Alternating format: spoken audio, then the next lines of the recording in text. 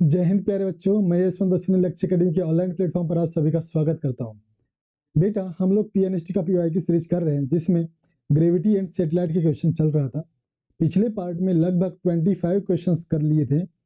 इस पार्ट में आगे के क्वेश्चंस करेंगे। बेटा बढ़ते हैं क्वेश्चंस पर। क्वेश्चन हमारा ये है आज का, गुरुत्वाकर्षण के सार्वभौमिक नियम के अनुसार दो निकायों के बीच बल होता है, ठीक है, उनके द्रव्यमान से स्वतंत्र उनके द्रव्यमानों के गुणनफल के व्युत्क्रमानुपाती, केवल भारी निकायों के द्रव्यमानों पर निर्भर करता है। और क्या बोल रहा है अगला ऑप्शन, क्या है, द्रव्यमानों के गुणनफलों से सीधे समानुपाती होता है। बेटा सबसे पहले आपको कॉन्सेप्ट जानना जरूरी है। कॉन्सेप्ट क्या कहता है कि, चलिए अच्छा बोर्ड का कलर ऑप्शन निकाल लेते हैं इसका, कि बैकग्राउंड चेंज कर देते हैं। जानिएगा बेटा, आप लोगों को पता है गुरुत्वाकर्षण में आइजैक न्यूटन ने दो भारी पिंड लिया था जिसके द्रव्यमान होते हैं m1 और m2, ठीक है ना।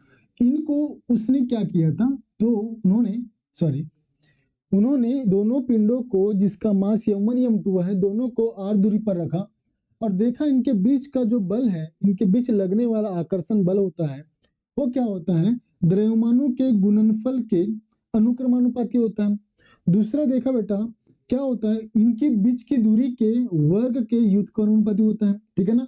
दो कंडीशन उन्होंने फाइंड किया था, पहला कंडीशन और ये सेकंड कंडीशन।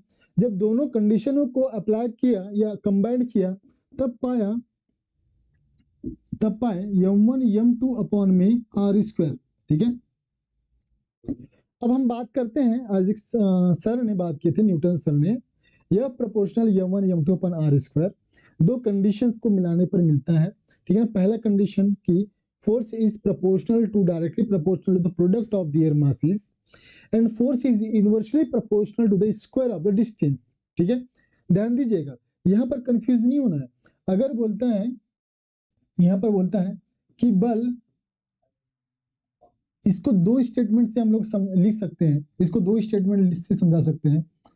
बल F 1/r² के अनुक्रमानुपाती होता है, अनुक्रमानुपाती होता है, ठीक है। पहली चीज ध्यान दीजिएगा, हम 1/r² के बारे में बात कर रहे हैं, इसके पूरे के अनुक्रमानुपाती होगा, सीधे सीधे डायरेक्टली प्रोपोर्शनल।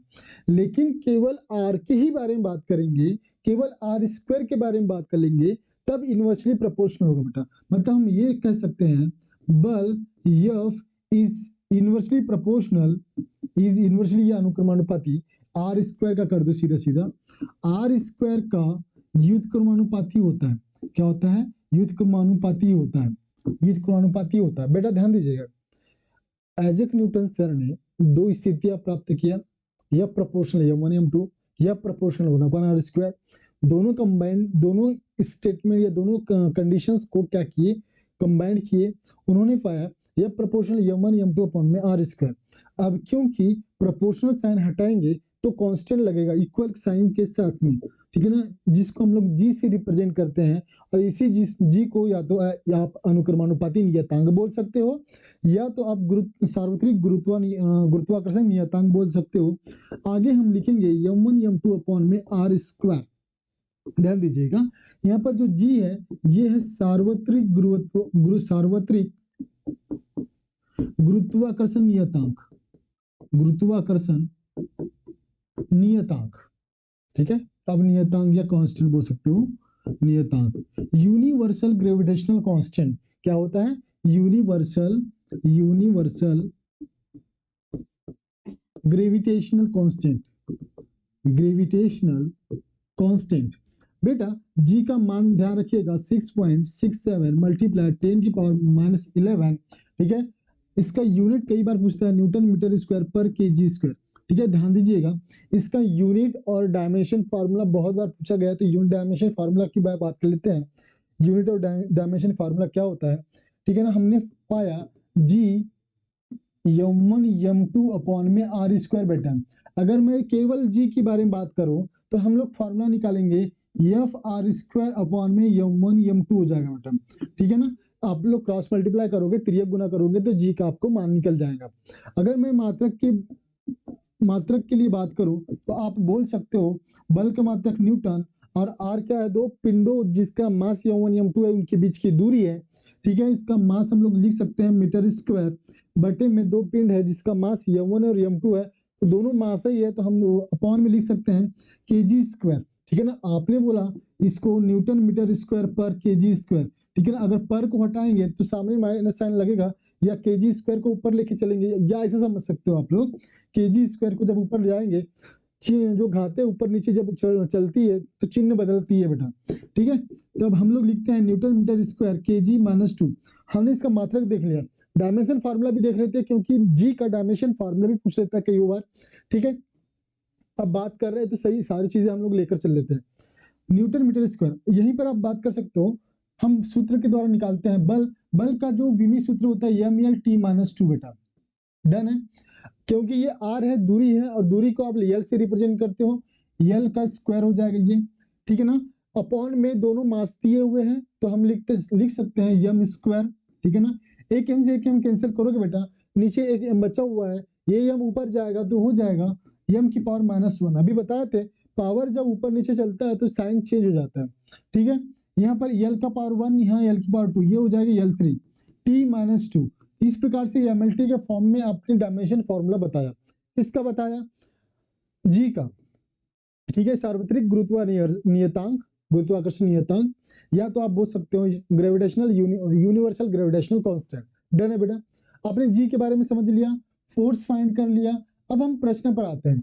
यहाँ पर दो चीजें देख सकते हो, एफ है जी पर डिपेंड कर रहा है, m1 m2 मतलब द्रव्यमानों के गुणनफल पर डिपेंड कर रहा है, ठीक है। और ये जो दूरी है उसके वर्ग के व्युत्क्रम पर मतलब दूरी पर भी निर्भर कर रहे हैं। तो हम प्रश्न पर जब आएंगे तो देखेंगे ऑप्शन में क्या बोल रहा है, ठीक है। ऑप्शन में बात कर रहा है उनके द्रव्यमान से स्वतंत्र नहीं, द्रव्यमानों के बराबर होता है यह प्रोपोर्शनल m1 m2 देखे हम लोगों ने, ठीक है। उनके द्रव्यमानों के गुणनफलों के व्युत्क्रमानुपाती होता है, ये बोल रहा है यह प्रोपोर्शनल 1/m1 m2, बल्कि ऐसा नहीं है, ठीक है ना। द्रव्यमान पर केवल भारी निकाय के द्रव्यमान पर निर्भर करता है, नहीं, द्रव्यमानों के गुणनफल के सीधे समानुपाती होता है।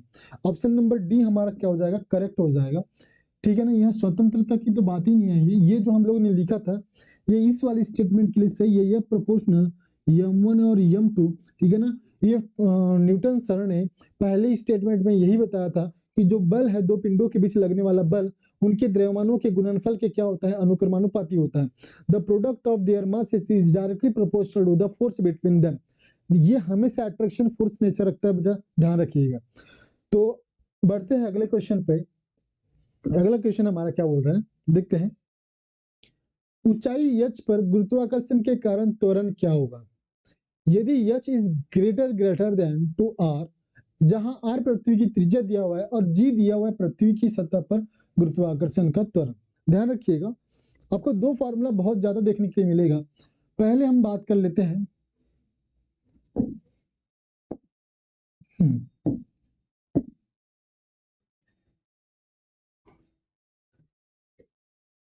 ठीक है। हम लोगों ने पृथ्वी का निर्माण किया एक, ठीक है। पृथ्वी, इसकी h ऊंचाई के लिए बात करेंगे, ये हमारा सेंटर है, सेंटर हुआ, ठीक है। दो स्थिति के लिए बात करेंगे, ये स्थिति h ऊंचाई के लिए, h ऊंचाई के लिए, ठीक है। और ये वाली स्थिति h गहराई के लिए, h गहराई के लिए, ठीक है बेटा। आपने पृथ्वी के केंद्र से, जिसकी त्रिज्या कितनी है बेटा r, इसके सतह से आपने h हाइट लिया। यहां पर हमको फाइंड करना है गुरुत्वीय त्वरण, जिसको g' से रिप्रेजेंट कर रहे हैं, ठीक है ना। क्योंकि आपको पता है बेटा इसके सतह पर जो g का मान होता है, सतह पर g का जो मान होता है उसका सूत्र होता है g कैपिटल M अपॉन में r स्क्वायर, ठीक है ना। सतह के लिए बात करेंगे तो ये जो r होगा हमारा क्या होगा, r जो कि पृथ्वी की त्रिज्या को रिप्रेजेंट करता है। जब हम लोग h ऊंचाई के लिए बात करते हैं, g' का फॉर्मूला होता है g r स्क्वायर, इसको ऐसे लिख लो पहले, g कैपिटल M अपॉन में, क्योंकि हम लोग हाइट ले रहे हैं पृथ्वी के केंद्र से तो ये r प्लस h हो जाएगा। कुल दूरी कितनी हो जाएगी, r प्लस h का होल स्क्वायर। आप इसको अलग अलग तरीके से भी रिप्रेजेंट करते हो, ठीक है ना। अगर मैं इस gm के मान रखूं gr², अगर ये gm के बराबर में gr² रखूं तो एक सूत्र हमको ये भी मिलता है gr² divide by r plus h का होल स्क्वायर मिलता है बेटा। ठीक है, अगर मैं इसको और एक इजी करूं या और आसान करूं, इसको इस प्रकार से लिख सकते हैं हम लोग। ठीक है, द्विपद प्रमेय लगाओगे तो जी सामने आएगा 1 माइनस 2h अपॉन में r। ठीक है, ध्यान रखिएगा, यहाँ से r कॉमन लेंगे, r स्क्वायर से r² कैंसिल होगा। ठीक है ना, बटे का जो ये है ऊपर जाएगा। द्विपद प्रमेय के अनुसार आपने इसको लिखा है बेटा, आपने इसको जो विस्तारित लिखा है या आसानी से लिखा है द्विपद प्रमेय के अनुसार। फिलहाल इतना लंबा चौड़ा डेरिवेशन नहीं कर रहे, जो काम की चीज है वही समझा रहे हैं। ठीक है, तो जीडीएस का फॉर्मूला आप 2-3 तरीके से दे सकते हो। ये हमने बात किया, अगर पृथ्वी सतह से यह ऊंचाई पर चल रहा है तब गुरुत्वाकर्षण में क्या परिवर्तन होगा या गुरुत्वीय त्वरण में क्या परिवर्तन होगा, उसकी बात कर लेते हैं। अगर आप दोनों को ध्यान से देखोगे, r प्लस एच इंक्रीज हो रहा है, जैसे दूरी बढ़ेगी बेटा, दूरी इंक्रीज होगा, डिस्टेंस इंक्रीज होगा, तो जी का मान क्या हो जाएगा बेटा, कम होते चले जाएगा। ध्यान दीजिएगा, इन दोनों के बीच में अगर रिलेशन देखोगे, इनके बीच का रिलेशन देखोगे, r प्लस एच और जीडीएस का मान क्या होता है, इनवर्सली रिलेशन में, मतलब व्युत्क्रमानुपाती में। अगर r प्लस एच का मान बढ़ाऊं, एक चीज और ऐड कर सकते हो आप इसमें, एडिशनल नॉलेज जान लीजिएगा, r प्लस एच को इंक्रीज करेंगे, इसका मान इंक्रीज करेंगे, तो जीडीएस का मान क्या हो जाएगा, डिक्रीज हो जाएगा, जीडीएस का मान क्या हो जाएगा, कम हो जाएगा। तो आप देख रहे हो, हम जैसे जैसे सतह से ऊपर चलते चले जाएंगे, जी का मान क्या हो जाएगा, कम हो जाएगा। जब इन्फिनिटी की बात करेंगे, एट इन्फिनिटी की बात करेंगे, एट इन्फिनिटी का मान, इन्फिनिटी पर जी का मान क्या हो जाएगा बेटा, 0 हो जाएगा। जीडीएस क्या मिलेगा, 0 मिलेगा, क्योंकि 1 अपॉन इन्फिनिटी की बात करेंगे, 1 अपॉन इन्फिनिटी रखोगे तो 1 अपॉन इन्फिनिटी का जो मान होता है वो 0 बराबर होता है, तो जीडीएस का मान 0 हो जाएगा, इन्फिनिटी का मान क्या हो जाएगा, 0 हो जाएगा। वैसे ही बेटा हम लोग यच गहराई के लिए बात करेंगे, जब सतह से आप गहराई पर उतरते जा रहे हो, यच गहराई पर जी का मान क्या होगा, उसके लिए सूत्र देते हो आप, जीडीएस बराबर क्या हो जाएगा बेटा, 1 माइनस एच अपॉन में आर। ये फॉर्मूला देते हो जीडीएस। यहाँ पर भी ध्यान रखिएगा, जैसे हम लोग आर बराबर जी का मान, सॉरी इसको लिख सकते हैं हम लोग, जो एच का मान है, एच का मान जब आर के बराबर हो जाएगा, ध्यान रखिएगा, जैसे ही आप त्रिज्या के बराबर गहराई में नीचे उतरते हो, तो इसका मतलब होता है कि आप सीधे सीधे कहां पहुंच रहे हो, केंद्र पर पहुंच रहे हो। केंद्र पर जी का मान क्या होता है, इस स्थिति में जी का मान क्या हो जाएगा, 0 हो जाएगा बेटा, क्या हो जाएगा, 0। ठीक है, तो इस प्रकार से हमने देखा ऊंचाई पर जी का मान क्या हुआ, गहराई पर जी का मान क्या हुआ। अब गहराई पर भी उतरोगे, गहराई पर भी चलते जाओगे तो जी का मान में कमी आएंगी बेटा। ये दोनों चीजें आप लोग ध्यान रखिएगा। बढ़ते हम लोग ऑप्शन पर, क्या बोल रहे हैं ऑप्शन, ठीक है ना। तो यच ऊंचाई पर क्या होगा, यच ऊंचाई के लिए हमको किस फॉर्मेट में आंसर दिया हुआ है, द्विपद प्रमेय के फॉर्मेट में आंसर दिया हुआ है। हमने लिखा था जीडीएस बराबर जी 1 माइनस 2h अपॉन में r। ये ऑप्शन जहां भी दिख रहा है उसको टिक कर लीजिएगा बिंदास आप, कहां दिख रहा है, जी in bracket 1 minus 2h upon r, option number C हमारा क्या हो जाएगा, करेक्ट हो जाएगा। ठीक है बेटा, बढ़ते हैं अगले प्रश्न पर। अगला प्रश्न क्या बोलता है, ये चीजें ध्यान रखिएगा, ये चीजें पकड़ के रखिएगा, ये चीजें हमको आगे आने वाले क्वेश्चन में भी काम आएगा, या ये चीजें समझने के लिए मिलेगी। ठीक है ना, बार बार वही चीज हम लोग नहीं समझाएंगे। गुरुत्वाकर्षण के कारण त्वरण अधिकतम होता है, आर पृथ्वी की त्रिज्या दिया हुआ है, पृथ्वी के केंद्र पर, पृथ्वी की सतह पर, पृथ्वी से r/2 ऊंचाई पर, पृथ्वी से r/2 गहराई पर। ठीक है ना, ऊंचाई पर गहराई पर अभी हमने बात किया। ठीक है ना, सॉरी ये पिछले वाले स्लाइड में चलते हैं।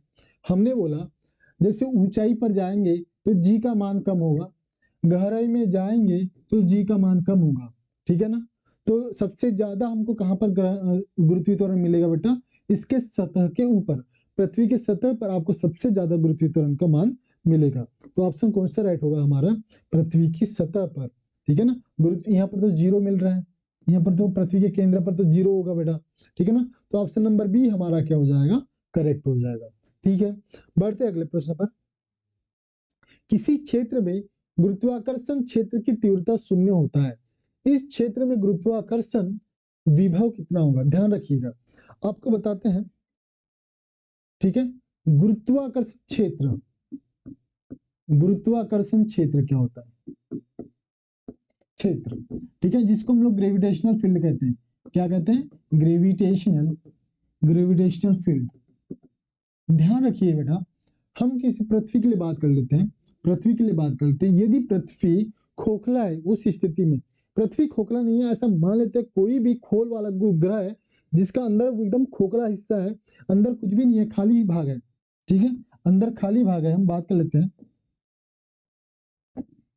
अंदर खाली हिस्सा है, उस स्थिति में बात कर लेते हैं। इस प्रकार से खोखला गोला है हमारे पास, ठीक है, ये पृथ्वी की क्या है, ये केंद्र है, ये पृथ्वी की त्रिज्या r है, ठीक है। तब आप जो गुरुत्वाकर्षण क्षेत्र देखते हो, जब पृथ्वी से r दूरी पर लेते हैं, हमारा बिंदु P यहाँ पर है, ठीक है, बिंदु P यहाँ पर है हमारा, हम इस वाले बिंदु से इस वाले बिंदु पर गुरुत्वाकर्षण क्षेत्र देख रहे हैं, ठीक है ना। जब r is greater than two capital R, तब आपको जो E का फॉर्मूला मिलता है गुरुत्वाकर्षण क्षेत्र का फॉर्मूला, ठीक है ना, वो क्या मिलता है? माइनस GP, चलो माइनस को हटाओ, ये डायरेक्शन पर डिपेंड करता है, G कैपिटल M अपॉन में R स्क्वायर, ठीक है।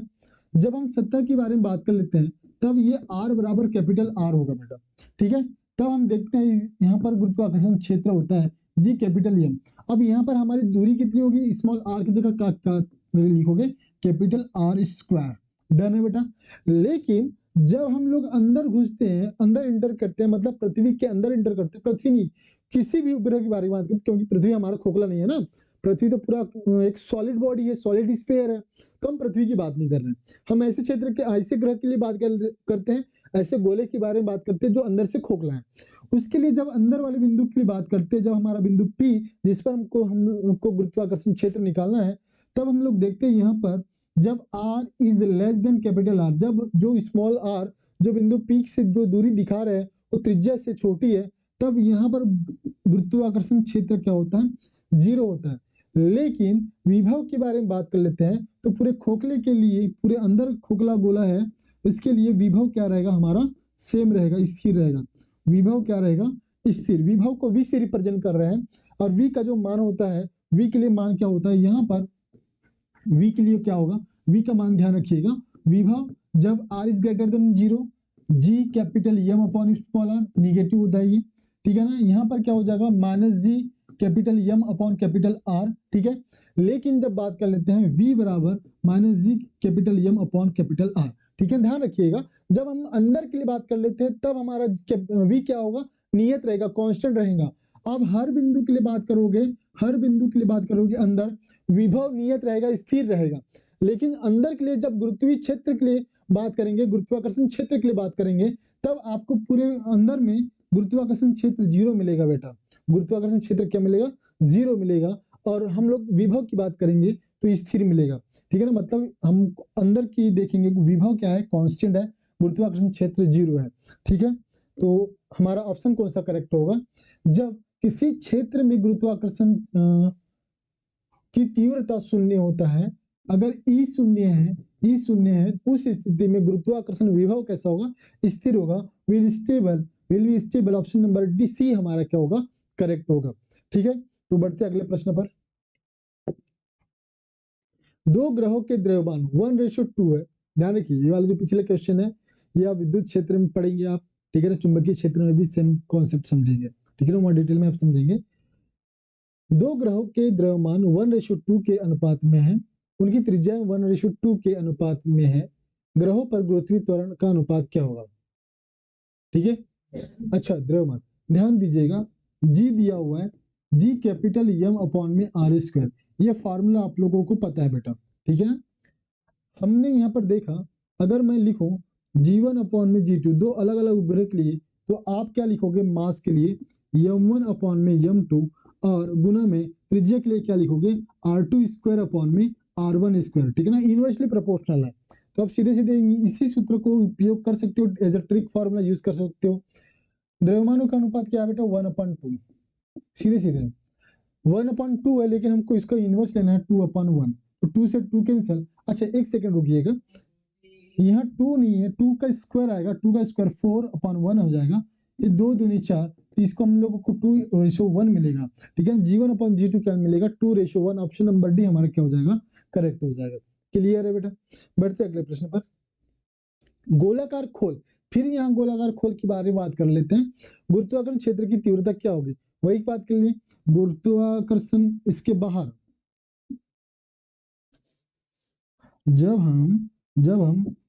जब हम बात कर लेते हैं अंदर के लिए, हाँ, जब हम बात करेंगे अंदर की, ठीक है, अंदर, तो इस अंदर सभी जगह पर आपको जो तीव्रता है, तीव्रता को ई से रिप्रेजेंट कर रहा हूँ। तीव्रता को किससे रिप्रेजेंट कर रहा हूँ, ई से रिप्रेजेंट कर रहा हूँ। ये शून्य है। सतह पर जहां त्रिज्या आर के बराबर होगी, ठीक है, त्रिज्या आर के बराबर होगी, यहाँ पर जो मान होगा जी कैपिटल एम अपॉन में आर स्क्वायर होगा। और यहाँ से आर दूरी पर लेके चलोगे आप, ठीक है ना, और आर दूरी पर लेके चले, यहाँ पर पी पर मान के चल रहे हैं जी कैपिटल एम अपॉन में आर की स्क्वायर, ठीक है ना। ये आर है पृथ्वी के केंद्र से इस बिंदु की दूरी, ध्यान रखिएगा। अंदर में विभव में ही इसके पहले के लिए बात कर लिए, विभव में क्या हो जाएगा, v यहाँ पर अंदर पूरा v नियत रहेगा, v नियत रहेगा। सतह पर v का मान क्या हो जाएगा, v का मान हो जाएगा माइनस जी कैपिटल एम अपॉन में आर, ये पृथ्वी त्रिज्या की दूरी के बराबर होगा, ठीक है ना। और इस बिंदु पर v का मान क्या हो जाएगा, माइनस जी कैपिटल एम अपॉन में स्मॉल आर, ठीक है। यदि ये यूनिट मास है, उस स्थिति के लिए बात कर रहे हैं हम लोग, ठीक है। तो ध्यान रखिएगा, गोलाकार खोल के केंद्र पर ऑप्शन कौन सा राइट हो जाएगा, ऑप्शन नंबर सी। गुरुत्वाकर्षण क्षेत्र की तीव्रता की बात कर रहे हैं। विभव के लिए बोलता तो ऑप्शन में कहीं स्थिर दिया हुआ रहता, ठीक है ना। फिलहाल हमारा ऑप्शन कौन सा राइट है, ऑप्शन नंबर सी। बढ़ते अगले प्रश्न पे। गुरुत्वाकर्षण के, अच्छा, खोल के अंदर ही पूछ रहे हैं ना, केंद्र पर, हाँ, तो केंद्र पर ले लो या इसके किसी भी बिंदु पर ले लो, खोल के केंद्र की बात करें या किसी भी बिंदु की बात करें, तीव्रता हमेशा 0 रहेगी, ठीक है ना। बढ़ते अगले प्रश्न पर। गुरुत्वाकर्षण, सॉरी, गुरुत्वाकर्षण बल के अंतर्गत सामान्य रूप से अंडाकार दीर्घवृत्तीय कक्ष में क्या स्थिर रहता है, रेडियल वेग, कोणीय वेग, क्षेत्रीय वेग, स्पर्श रेखा का वेग, ठीक है ना। इसको समझते बेटा, ठीक है। हमको केपलर की नियम पता है, केपलर का नियम पता है, केपलर का नियम, ठीक है। ये ग्रहों की गति से संबंधित नियम दिया हुआ है। पहला नियम दिया हुआ है ऑर्बिटल वेलोसिटी, कहते हैं, क्या कहते हैं, ऑर्बिटल वेलोसिटी, ठीक है, ऑर्बिटल वेलोसिटी। दूसरा नियम कहता है एरियल वेलोसिटी, दूसरा नियम कहता है एरियल वेलोसिटी। पहला नियम समझिएगा, पहला नियम। अच्छा, दूसरा जो होता है एरियल वेलोसिटी, एरियल वेलोसिटी का कॉन्सेप्ट दिया हुआ रहता है। एरियल वेलोसिटी क्या होता है, अगर मान के चलो कोई इलिप्टिकल ऑर्बिट है, कोई इलिप्टिकल ऑर्बिट है, कोई इलिप्टिकल ऑर्बिट है, इस प्रकार से हम देख सकते हैं, हाँ, ये हमारा उपग्रह है, ठीक है, सॉरी उपग्रह नहीं, हमारा उपग्रह का कक्षा है, ठीक है ना। यहाँ पर कहीं पर हमारा सूर्य स्थित है, यहाँ कहीं हमारा सूर्य स्थित है, ठीक है।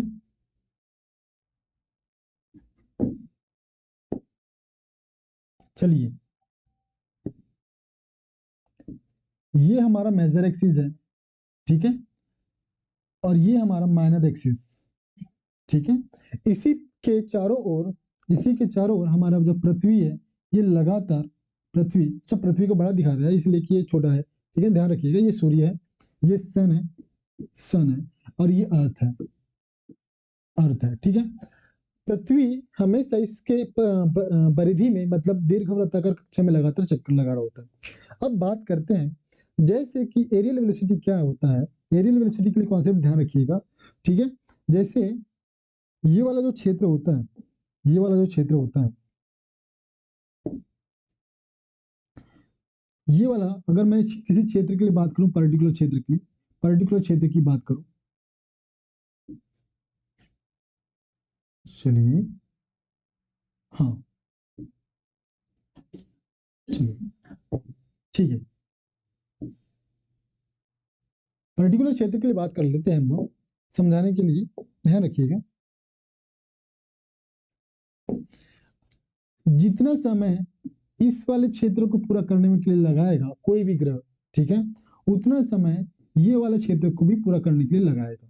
मतलब हम ये कह सकते हैं the rate of the rate of change of area, the rate of change of area, जिसको हम लोग क्या कहते हैं, एरियल वेलोसिटी।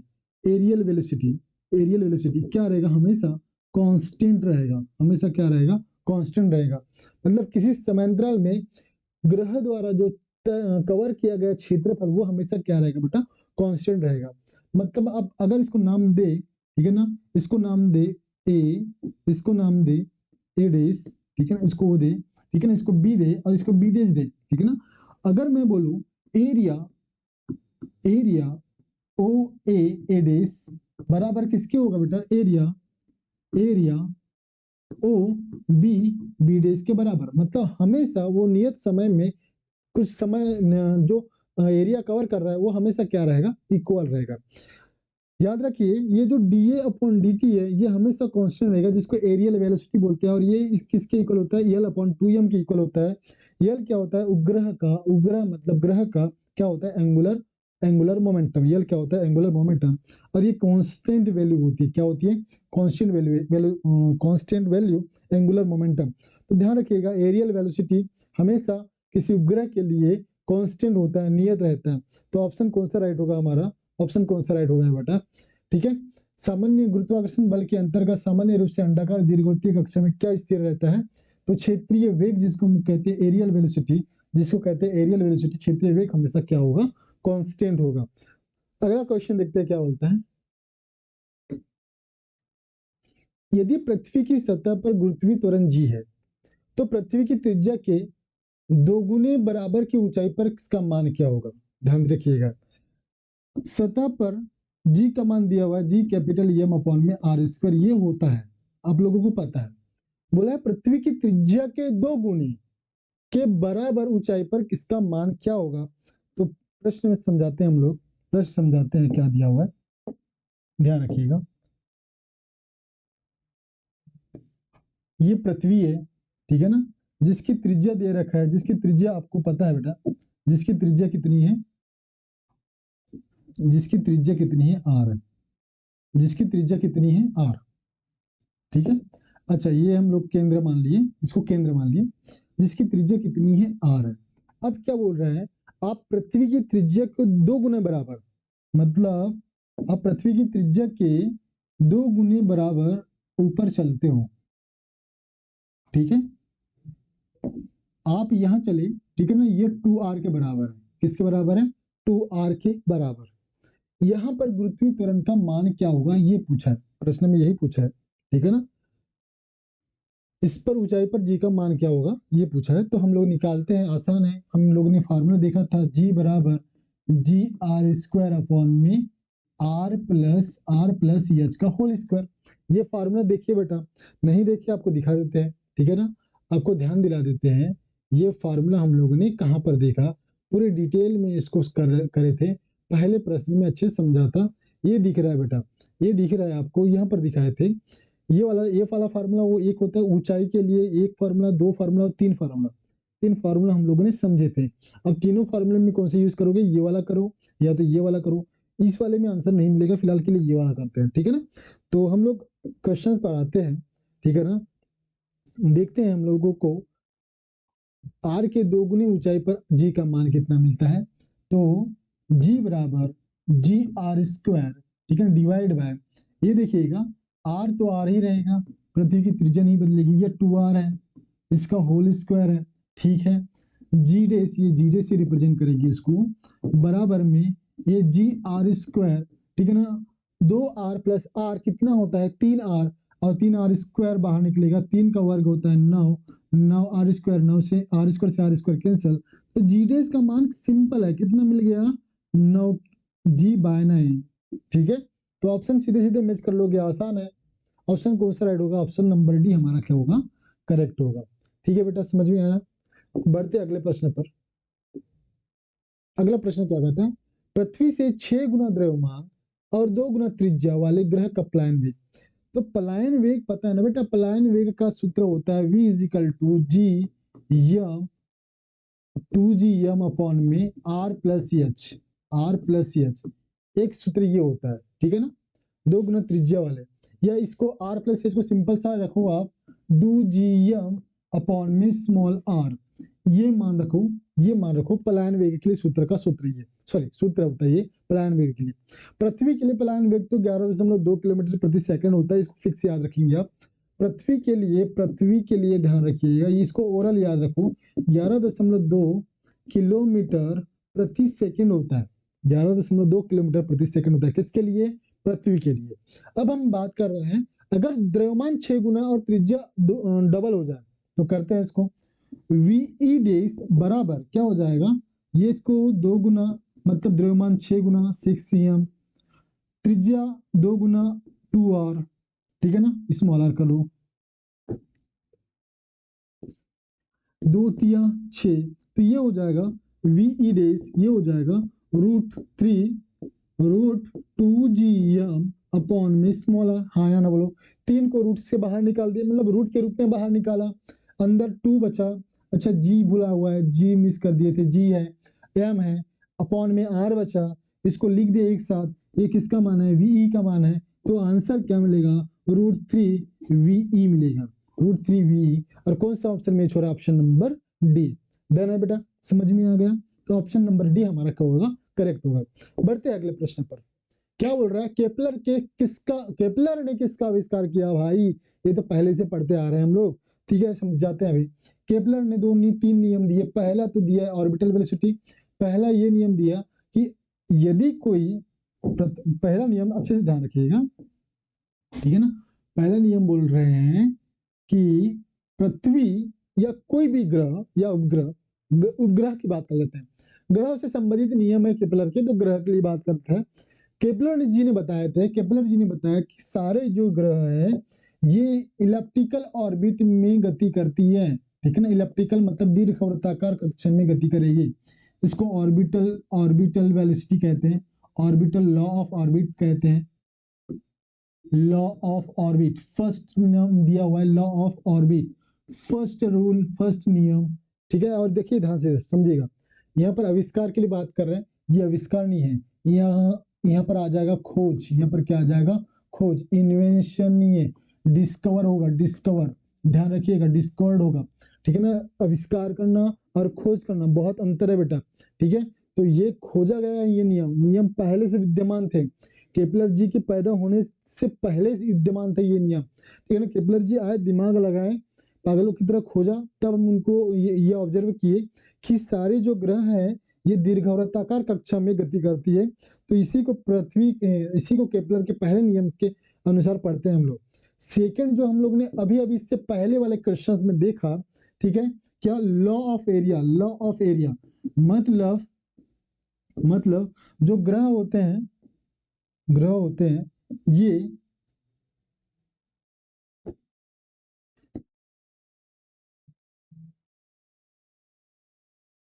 ओके, चलो ठीक है, थोड़ा सा तिरछा हो जाए, कोई बात नहीं।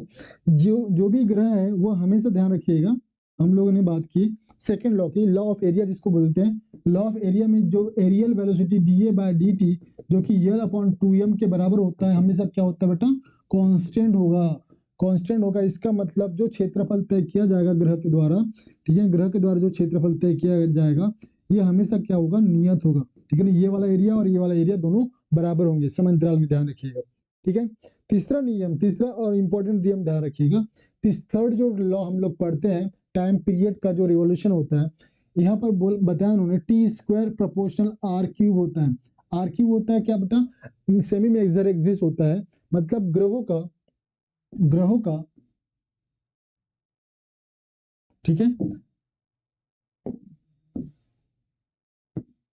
जो ग्रहों के लिए बात कर लेते हैं, ग्रह अगर मान को यहाँ पर है तो ग्रहों के बीच की दूरी होती है स्मॉल आर, ठीक है, स्मॉल आर, और इसका एक रिवोल्यूशन जो टाइम लगता है, time taken by complete one revolution, उसको टाइम पीरियड बोलते हैं हम लोग। तो उसका टाइम का जो स्क्वायर है वो सेमी मेजर एक्सिस के क्यूब के क्या होता है? प्रोपोर्शनल होता है। इन्होंने अपने थर्ड लॉ में बताया था, इसी को उन्होंने बताया था, अगर दो ग्रह अलग अलग के लिए बात करते हैं, T1 T2 का होल स्क्वायर बराबर R1 R2 का होल क्यूब, ठीक है ना।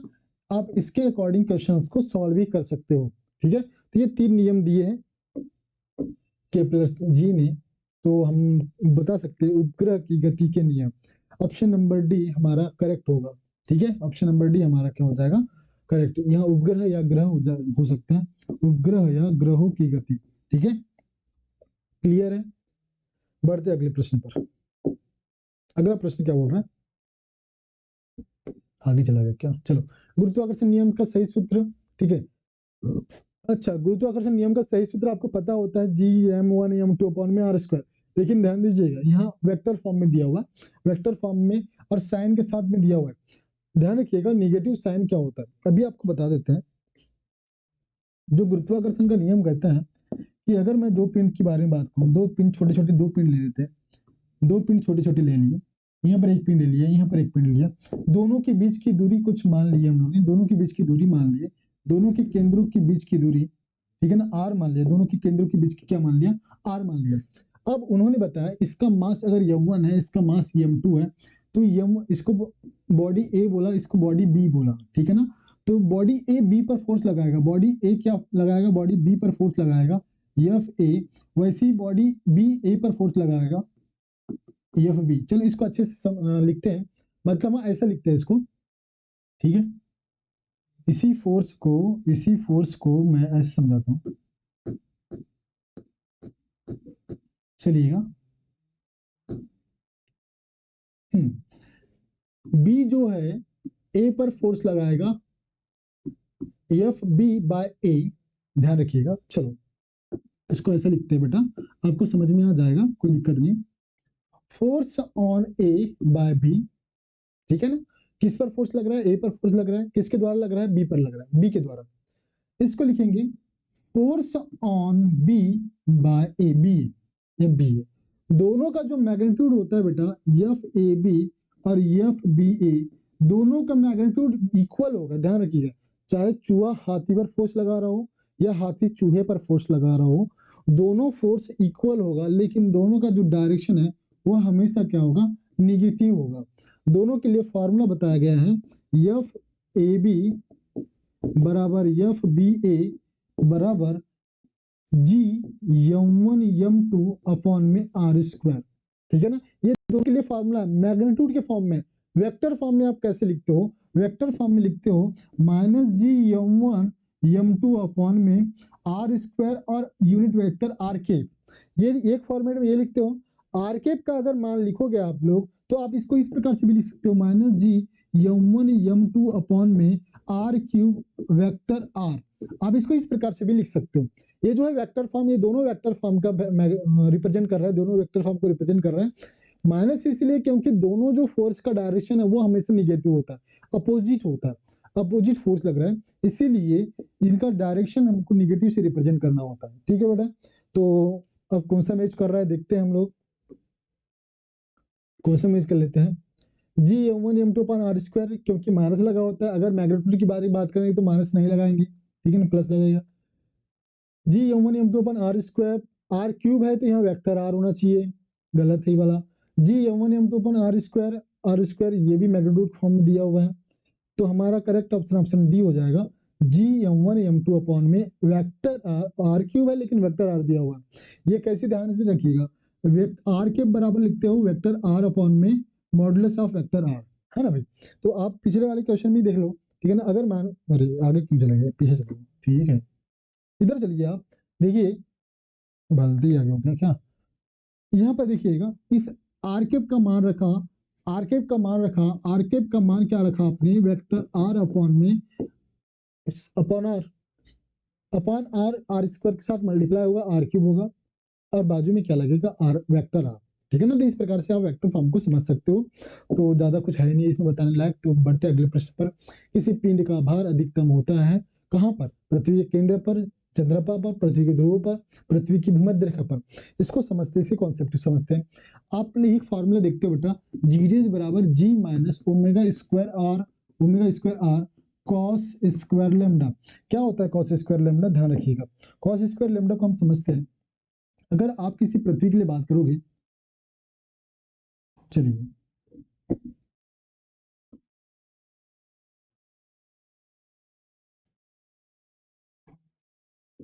ठीक है, इस प्रकार समझिएगा, थोड़ा तिरछा भी होता है, कोई समझ, कोई दिक्कत नहीं। हम ये मेजर एक्सिस जिसको विषुवत रेखा कहते हो आप, और ये मानव अक्ष जिसको आप कहते हो ध्रुव, ध्रुव से ध्रुव को मिलाने वाला मानव अक्ष, छोटी वाली रेखा। ठीक है बेटा। अब क्योंकि सूर्य यहाँ पर है, सूर्य कहीं पर भी है, हम जी के मान देखते हैं। ये हमारा नॉर्थ है, ये हमारा साउथ है, ईस्ट और वेस्ट। डन है बेटा।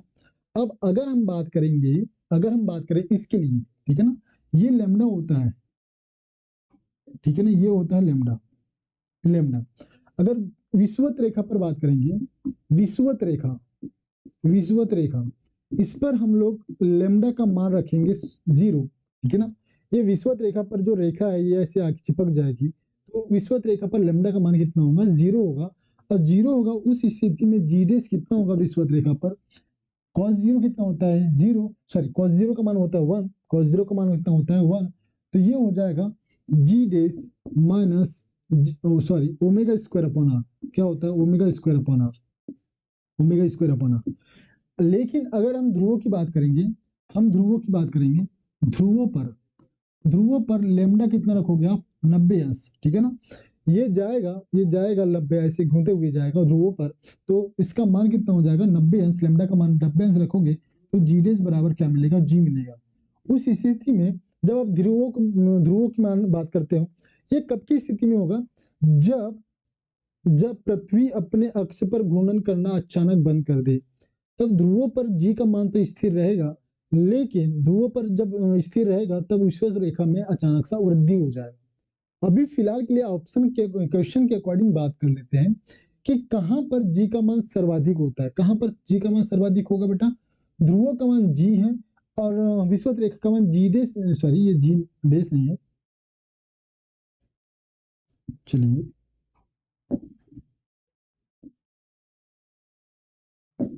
चलिएगा, जी है ये, जी माइनस ओमेगा स्क्वायर, और जी कौन ज्यादा है, ऑब्वियसली ये ज्यादा है, इसमें से तो ओमेगा स्क्वायर आर को माइनस करे ना भाई, तो जी इसकी वैल्यू कम हो गई है।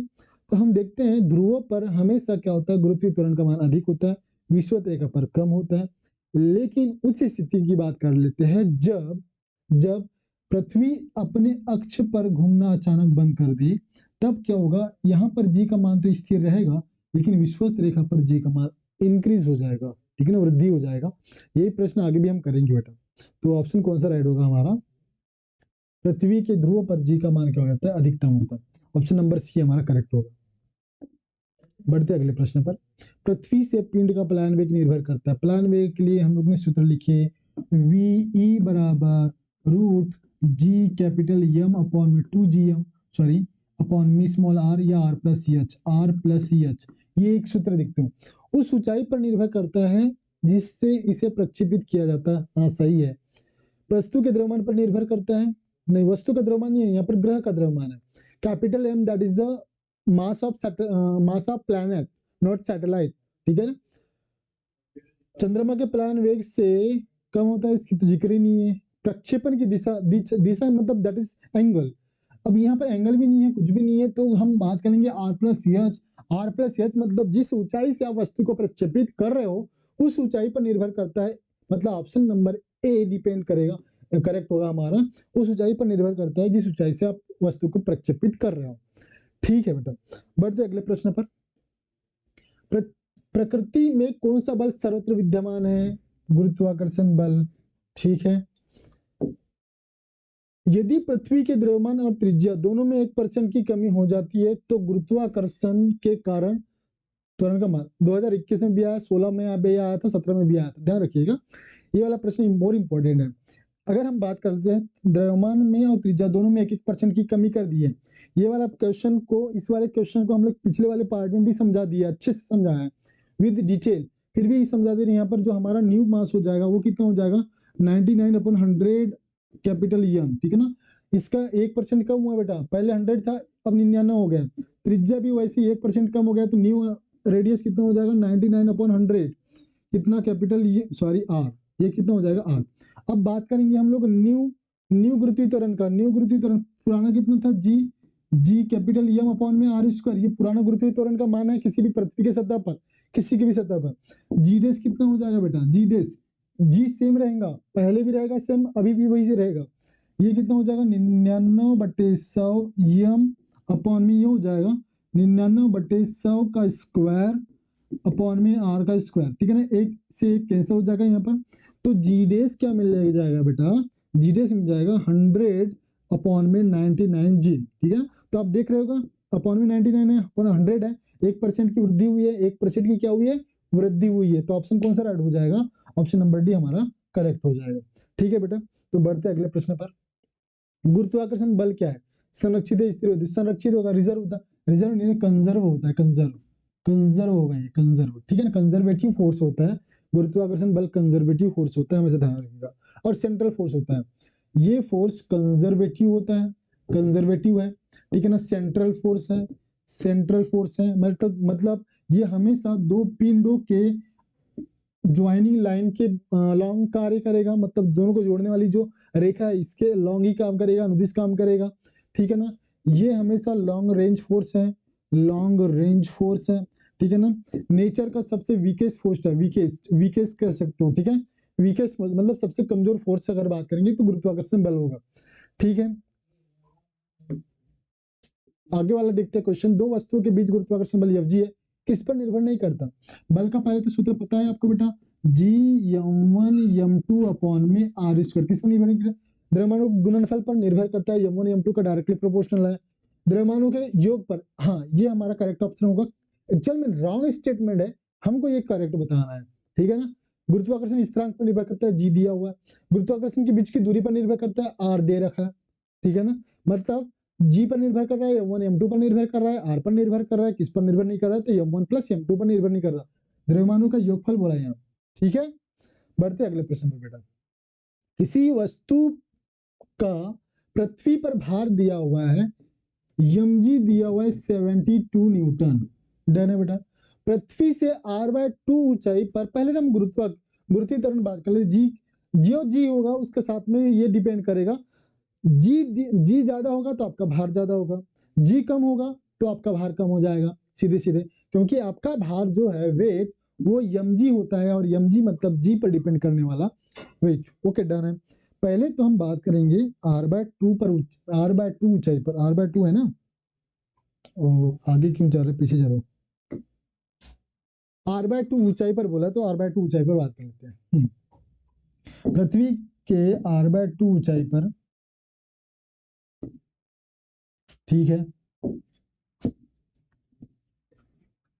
ये पृथ्वी की त्रिज्या की बात कर लेते हैं, ये पृथ्वी की त्रिज्या हो गई, ठीक है। अब इससे हम लोग देखते हैं r/2, सॉरी r/2 त्रिज्या r है, तो ये r/2 ऊंचा पर देखेंगे, ठीक है ना। यहाँ पर पहले जी डेस पता करेंगे बेटा, जी का मान हम लोगों ने देखा था बेटा, G R square divide by R plus H का होल स्क्वायर, ये फॉर्मूला हम लोग यूज करते हैं, जी आर स्क्वायर फॉर्मूला हम लोगों ने आर की जगह आर ही रखना है, एच की जगह क्या रखना है, r/2, r/2 का मान क्या हो जाएगा, पहले इसको हल कर लेते हैं, ठीक है बेटा। तो ये 2 और 1 3/2/r है ना, तो ये हो जाएगा जी आर स्क्वायर डिवाइड बाय में 3r स्क्वायर अपॉन में 2। अरे भाई इसको ऐसा कर लो, ध्यान दीजिएगा, 3r/2 का होल स्क्वायर है ये। अब ब्रैकेट ओपन करोगे तो आप सीधे सीधे इसको सॉल्व करोगे, जी आर स्क्वायर डिवाइड बाय में 9r²/4, ठीक है ना, 4 ऊपर गया, आर स्क्वायर से आर स्क्वायर कैंसिल, तो ये हो जाएगा जी डेज बराबर 4/9 मल्टीप्लाई में क्या बेटा, स्मॉल जी है, ये स्मॉल जी, आर स्क्वायर से आर स्क्वायर कैंसिल, डन है। अभी जी का मान 72 रखोगे ना भाई आप, ठीक है ना, 4 न्यू वेट के लिए बात करेंगे, न्यू वेट क्या होगा, मास तो सेम है हमारा, ठीक है ना, इसलिए r/4/9 मल्टीप्लाई में 72 है ना, 9×8 = 72 होता है, 8 कितना हो जाएगा 32, तो 32 न्यूटन हमारा क्या हो जाएगा, भार हो जाएगा, 32 न्यूटन हमारा भार। तो बढ़ते ऑप्शन को देखते हैं हम लोग, 32 मतलब ऑप्शन नंबर डी हो जाएगा करेक्ट, ठीक है। बढ़ते हैं अगले प्रश्न पर, अगला प्रश्न क्या बोल रहा है, वी आर जी क्रमशः पृथ्वी की सतह प्लान में है, प्लान में की त्रिज्या गुरुत्वाकर्षण के कारण त्वरण को दर्शाते हुए सही समीकरण कौन सा होगा, तो कौन सा होगा समीकरण, v = √2gr पढ़ते आ रहे हो, यही फॉर्मूला है, कहाँ दिख रहा है, निपटा दो। ऑप्शन नंबर ए हमारा क्या होगा, करेक्ट होगा बेटा। तो बढ़ते हैं अगले क्वेश्चन पर। यदि दो द्रव्यमानों के बीच की दूरी दोगुनी कर दी जाए तो उनके बीच का गुरुत्वीय आकर्षण क्या हो जाएगा, ध्यान रखिएगा। गुरुत्वाकर्षण बल का सूत्र करेंगे, क्या होता है, F is equal to G m1 m2 upon में आर स्क्वायर। ये कब था, जब दो पिंडों की बीच की दूरी r है।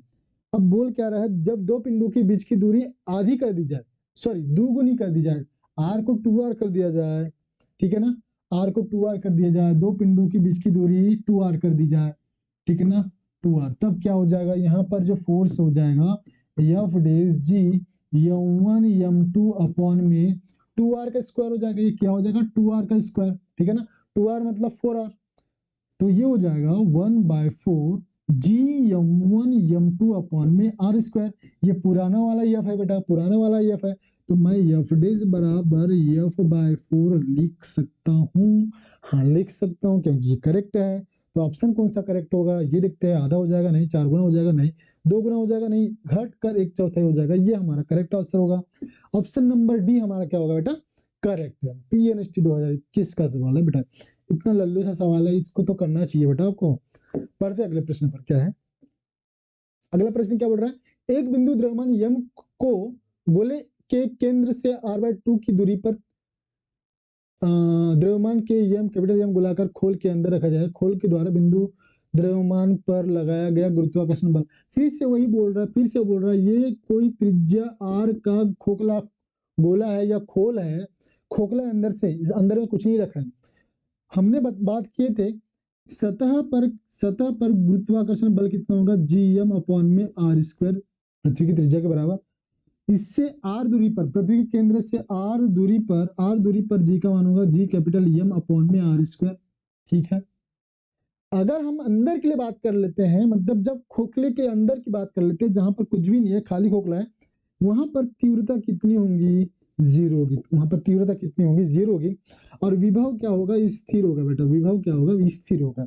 इस स्थिति में r/2 के बारे में बात कर लेते हैं, मतलब r ये है, r/2 ये होगा, मतलब अंदर आ गए हम लोग, r/2 दूरी मतलब अंदर आ गए हैं, गोले के अंदर आ गए हम लोग, तो अंदर के लिए तीव्रता कितना होगा, 0 होगा। ऑप्शन नंबर ए हमारा क्या होगा, करेक्ट होगा।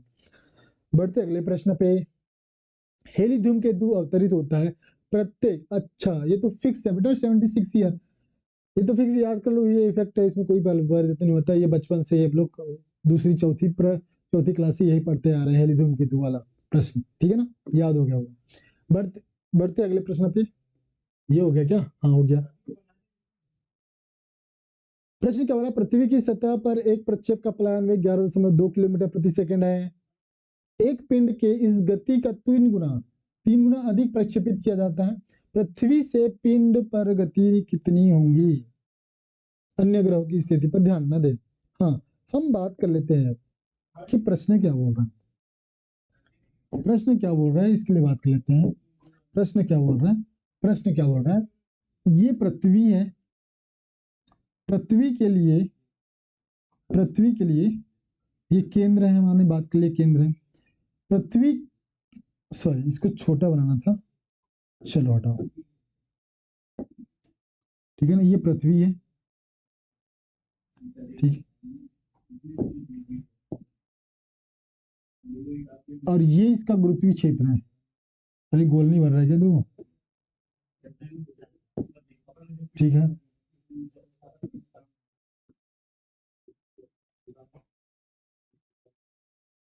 ये भी गोल नहीं बन रहा है,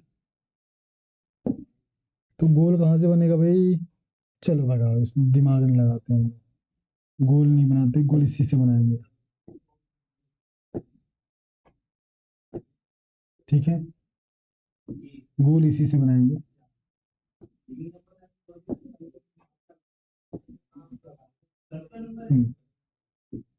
तो ये जो हो गया,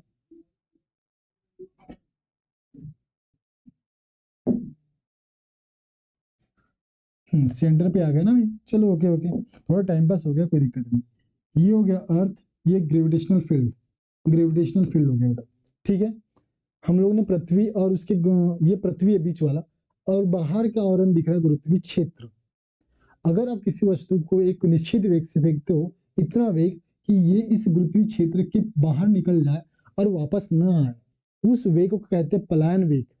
अगर आपने किसी वस्तु को यहाँ पर छोड़ दिया, यहाँ पर छोड़ दिया, यहाँ पर छोड़ दिया, पृथ्वी अपने गुरुत्वाकर्षण क्षेत्र में रहने के कारण वो क्या करेगा, आकर्षित करेगा, गुरुत्वाकर्षण बल लगाएगा और उसको आकर्षित कर लेगा बेटा। ऑब्वियसली वो नीचे आके गिर जाएगी। अब आपने इतने वेग से फेंक दिया, तो पृथ्वी के लिए जो पलायन वेग होता है वी होता है 11.2 किलोमीटर पर सेकंड होता है। मतलब मिनिमम, अगर किसी वस्तु को मिनिमम बात कर लेते, किसी वस्तु को इस स्पीड से फेंकोगे तो वस्तु इस क्षेत्र को बाहर क्रॉस कर जाएगा, वस्तु उस क्षेत्र से पार हो जाएगा और कभी वापस नहीं आएगा बेटा। प्रश्न में ये बोला है कि आपने उसको जो वेग, जिस वेग से फेंका है, आपने जिस वेग से फेंका है पृथ्वी के पलायन वेग से 3 गुना वेग पर फेंका है। कितने वेग से? पृथ्वी के पलायन वेग से 3 गुना वेग से फेंका है। तब जाके, क्योंकि देखो 11.2 किलोमीटर पर फेंकोगे तो आप देखोगे वस्तु जैसे बाहर निकलेगा इसकी जो वेलोसिटी हो जाएगी 0 हो जाएगी। लेकिन आपने यहीं से जो फेंका है इसके 3 गुना वेग से फेंका है, तो जो वस्तु है स्पेस में भी कहीं थोड़ा आगे तक चलकर जाएगी। तो बाहर में, पृथ्वी के बाहर में वस्तु का वेग क्या होगा ये पूछा है। तो इसके लिए आप सूत्र याद रखोगे, v डैश बराबर root V square minus V का स्क्वायर। ठीक है ना। v क्या है? जो हम लोगों ने दिया हुआ है क्वेश्चन में, ये दिया हुआ है v मतलब 3 वी का स्क्वायर है ये, माइनस वी का स्क्वायर। करेक्ट है बेटा। इसको हल करोगे 9 वी का स्क्वायर वी का स्क्वायर। ठीक है बेटा। 9 माइनस 1 कितना? 8 वी का स्क्वायर। ठीक है ना। इसको हल करोगे तो ये हो जाएगा 2 रूट टू वी। अब 2 का मान यहाँ पता है आपको, रूट 2 का भी मान पता है 1.414 वी का मान दिया हुआ है 11.2। ठीक है ना। इनको गुना करोगे, इसको सॉल्व करोगे तो आपका आंसर मिलेगा, आपको आंसर मिलेगा ऑप्शन नंबर बी 31.7 किलोमीटर प्रति सेकंड। ठीक है, प्रति सेकंड हो जाएगी ये, किलोमीटर प्रति सेकंड। ठीक है, आंसर मिलेगा। तो इस प्रकार से आप लोग हल करिएगा। आप लोग ध्यान रखिएगा बस इस सूत्र को ध्यान रखिएगा। और यहाँ पर याद रखिएगा प्रश्न में बोल क्या रहा है, आपने इतने वेग से फेंका, 3 गुने वेग से फेंका, तो पृथ्वी गुरुत्वीय क्षेत्र से बाहर मतलब अंतरिक्ष में वस्तु का वेग क्या होगा। ठीक है, तो बढ़ते अगले प्रश्न पर हम लोग। उपग्रह पर भारहीनता का कारण, हमारा भार को मेजर करता है केवल एक चीज, वो होता है कोई वस्तु यहाँ पर रखा हुआ है, जितना भार नीचे लगेगा उतना ही बल ऊपर लगेगा बेटा, जिसको हम लोग प्रतिक्रिया बल बोलते हैं, अभिलंब प्रतिक्रिया बल। क्या बोल रहे हैं? प्रतिक्रिया। ठीक है, प्रतिक्रिया बल। अब नीचे जो भार लग रहा है वेट बराबर यम जी, तो ये यम जी कब लग रहा है? जब ये प्रतिक्रिया बल लग रहा है तब। ठीक है ना। अगर ये शून्य हो जाए तो आपका भार ही मेजर नहीं होगा। ठीक है ना। इसलिए सीधे सीधे हम लोग ऑप्शन में बताएंगे, उपग्रह पर भारहीनता का कारण क्या है? शून्य गुरुत्व उपग्रह की सतह द्वारा शून्य प्रतिक्रिया बल। जब प्रतिक्रिया बल शून्य हो जाए तो आपका जो भार हो जाएगा वो भी शून्य हो जाएगा, क्योंकि ये जो गति का तीसरा नियम के अनुसार आप अपना भार मेजर करते हो। अब मशीन पर खड़े हो रहे हो तो अब मशीन एक्चुअल में क्या मेजर कर रहा है? क्रिया प्रतिक्रिया बल को मेजर कर रहा होता है। ठीक है ना, कि धरती से, पृथ्वी से हमको कितना बल ऊपर की ओर मिल रहा है, उतने ही बल के बराबर हमारा क्या होता है? वेट होता है। ठीक है, तो बढ़ते अगले प्रश्न पे। अच्छा, ये वाला क्लियर होगा ना बेटा, ये हमारा ऑप्शन कौन सा राइट होगा? Option number B. ठीक है ना, बाकी तो पढ़ने की आवश्यकता ही नहीं है। यदि एक उपग्रह का द्रव्यमान 2 गुना कर दिया जाए तो समय अवधि स्थिर रहे, दोनों स्थिति में कक्षा का अनुपात क्या होगा? ध्यान रखिएगा। यदि एक उपग्रह का द्रव्यमान 2 गुना कर दिया जाए, समय अवधि स्थिर रहे, तो दोनों स्थिति में कक्षा, अच्छा ये कक्षीय चाल है, क्या है ये? कक्षीय चाल, कक्षीय चाल है बेटा। कक्षीय चाल के लिए फॉर्मूला देखते हो, orbital velocity root G R. यहाँ पर दो ही चीज, velocity, radial velocity, sorry orbital velocity, दो चीजों पर डिपेंड करता है, ग्रेविटी पर और उसका रेडियस क्या है प्लेनेट का। ठीक है ना, प्लेनेट का रेडियस क्या है या उसकी दूरी क्या है वहां से। तो अगर मान के चलो यहाँ पर मास का तो कोई है ही नहीं है, मास को 2 गुना करो, 4 गुना करो, 10 गुना करो, 20 गुना करो, ऑर्बिटल वेलोसिटी पर कोई प्रकार का इफेक्ट नहीं पड़ेगा, मतलब आपका जो होगा पहले जो ऑर्बिटल वेलोसिटी था अभी भी वही ऑर्बिटल वेलोसिटी होगा। 1 गुना के लिए ऑर्बिटल वेलोसिटी, 2 गुना के लिए ऑर्बिटल वेलोसिटी, 3 गुना के ऑर्बिटल वेलोसिटी सेम रहेगा और दोनों को कैंसिल करोगे तो ऑप्शन आएगा 1/1, 1:1 हमारा आंसर होगा ऑप्शन नंबर डी। क्लियर है बेटा? ठीक है। सूत्र में देखो ना बेटा, यम कहीं दिख रहा है क्या? मास दिख रहा है? नहीं। अब मास को कितना भी बढ़ा दो ना, क्या ही फर्क पड़ता है। तो बढ़ते अगले प्रश्न पर। द्रव्यमान यम के एक कण का प्लायन वेग भिन्न होता है। हमने प्लायन वेग में भी देखा वीई बराबर, दो फार्मूला आप लोगों ने देखा, 2g कैपिटल यम अपॉन में आर स्मॉल आर, ठीक है। या तो ये फार्मूला देखो √2gr, जब उपग्रह हमारा पृथ्वी की सतह के करीब है, जहां यच नेग्लिजिबल ले लिए, तो ये वाला फार्मूला मिलता है। अब बेटा आपने यहाँ पर उपग्रह का मास देखो, कैपिटल यम दिख रहा है जो कि हमारा पृथ्वी मतलब ग्रह का मास है। उसके चारों ओर चक्कर लगाने वाले उपग्रह का मास यहाँ पर दिख ही नहीं रहा, स्मॉल एम, ठीक है ना। तो स्मॉल एम तो दिख ही नहीं रहा, तो स्मॉल एम को हम लोग एम की पावर एम नॉट से रिप्रेजेंट करते हैं, क्योंकि जिस भी राशि पर अगर 0 की घात लग जाती है तो उसका मान कितना हो जाता है, ये एक। तो यहाँ पर 1 के रूप में दर्शा सकते हो आप लोग। तो हमारा राइट आंसर कौन सा हो जाएगा? एम की पावर नॉट 0। बढ़ते अगले प्रश्न पे हम देखते हैं, संचार उपग्रह का आवर्त काल क्या होता है? संचार उपग्रह का आवर्त काल, इसको भू स्थिर उपग्रह भी कहते हैं। क्या कहते हैं? भू स्थिर उपग्रह भी कहते हैं। अब इस उपग्रह के लिए आपको याद है, आपको रटा हुआ होगा, इसके लिए टाइम पीरियड कितना होता है बेटा? 24 आवर। कितना होता है? 24 आवर। ऑप्शन कौन सा राइट होगा? ऑप्शन नंबर डी हमारा करेक्ट हो जाएगा बेटा। तो इस प्रकार से आपने इस वाले पार्ट में लगभग 25-27 क्वेश्चन करे हैं, ठीक है ना। पिछले वाले पार्ट में 25 क्वेश्चन करे हैं। कंप्लीट ग्रेविटी एंड सैटेलाइट से हम लोगों ने 52 क्वेश्चन कर लिया बेटा। आई होप आप लोगों को लेक्चर पसंद आया होगा, समझ में आया होगा, कुछ एडिशनल नॉलेज मिला है आप लोगों को। कोशिश किया है जितने भी कुछ एडिशनल नॉलेज मिले या दिमाग में आए सब चीज बताने की कोशिश कर रहे हैं हम लोग, ठीक है, जो कि आपके एग्जाम के लिए बहुत जरूरी है। मिलते हैं अगले लेक्चर के साथ में, अगले चैप्टर के साथ, ठीक है बेटा। Thank you.